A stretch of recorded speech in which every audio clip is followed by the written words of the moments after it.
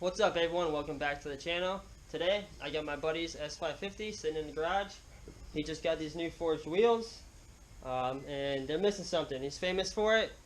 He likes them tire stickers, so we're gonna go ahead, stick some tire stickers on all these tires, see how it comes out.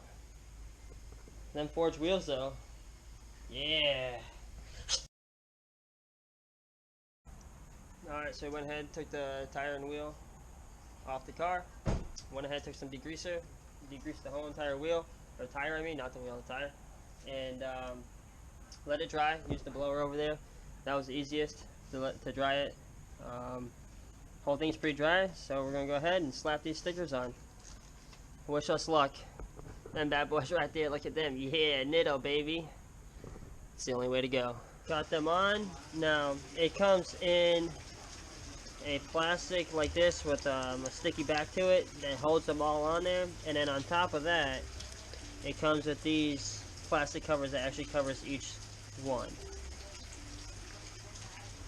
Tire stickers, yeah. Now I'm gonna go ahead, it's all ready to go. We're gonna throw it on the car, and then we still got 3 more to go, and it's raining. Oh yeah. That's Southwest Florida for you though. Alright, what's up everyone?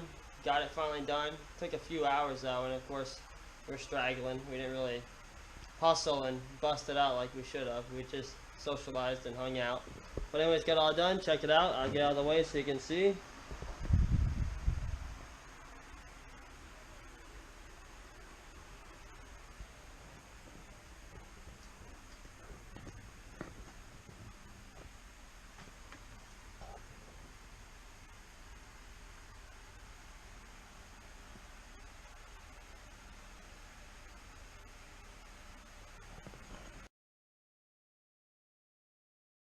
So there you have it. Looks pretty good. You can pick yourself up a set of these.